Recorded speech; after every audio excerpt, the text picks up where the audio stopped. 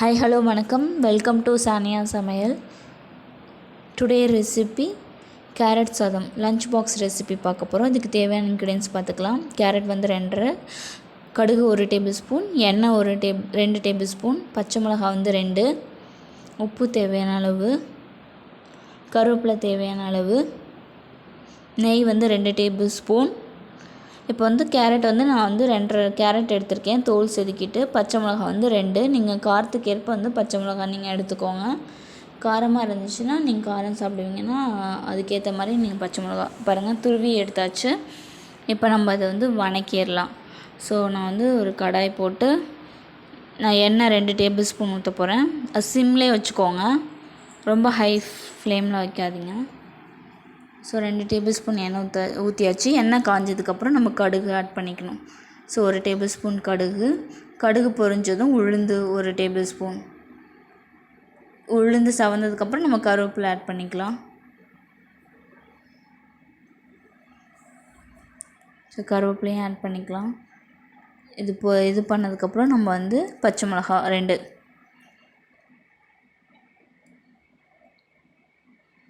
இப்போ நம்ம துருவின கேரட்டை ஆட் பண்ணிக்கலாம். நல்லா டார்க் ஆரஞ்சாக இருக்குது. நல்லா இது வந்து வணங்கி சாஃப்டாக வரணும். லைட்டாக வந்து இது சீக்கிரம் வணங்கிறதுக்காக நம்ம வந்து மஞ்சள்தூள், உப்பு இதெல்லாம் ஆட் பண்ணணும்.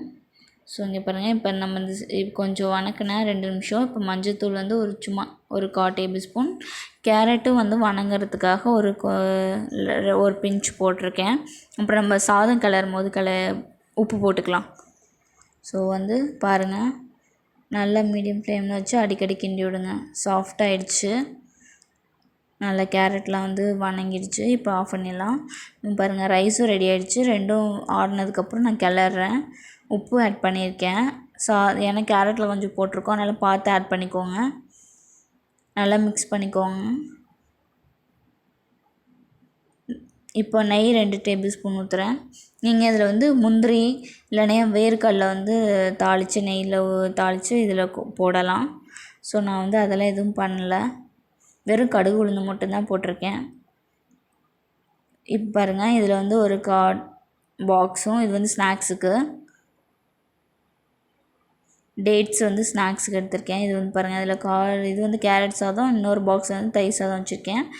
இப்போ வந்து பாப்பாவோட டேடியோட ஆஃபீஸ்க்கு டிஃபன் பாக்ஸ், அதுலேயும் ரொம்ப மேலாமல் வச்சா நம்ம 2 டிஃபன் பாக்ஸ் கூட வைக்கலாம். ஸோ பேக் பண்ணியாச்சு. இதுக்கு சைட் டிஷ் வந்து பார்த்திங்கன்னா நான் மாம்பழம் கட் பண்ணுறேன். 2 பேத்துக்குமே மாம்பழம் தான். இது பாப்பாவுக்கு, இது அவங்க அப்பாவுக்கு. ஸோ 2 கட் பண்ணிக்கலாம்.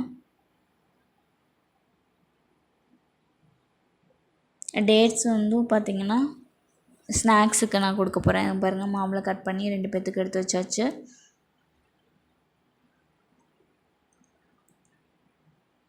இப்போ நம்ம வந்துட்டு ஸ்நாக்ஸு அவங்களுக்கு இது பண்ணிடலாம்.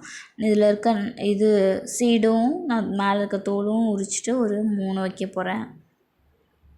இது ஃபஸ்ட் டேங்கிறதுனால எப்படி சாப்பிடுவாங்கன்னு தெரியாது, அதனால் நான் 3 மட்டும் வச்சுருக்கேன். இங்கே பாருங்கள், சீடும் தோலும் எடுத்துகிட்டு ஸ்நாக்ஸ் பேக் பண்ணிட்டேன். பாக்ஸ் மாறிடக்கூடாதுன்னு நான் நேம் எழுதியிருக்கேன். ஸோ இந்த வீடியோ வந்து உங்களுக்கு பிடிக்கும் நம்புகிறேன். பிடிச்சிருந்துச்சின்னா லைக் பண்ணுங்கள், ஷேர் பண்ணுங்கள், மறக்காமல் சப்ஸ்கிரைப் பண்ணுங்கள். தேங்க்யூ.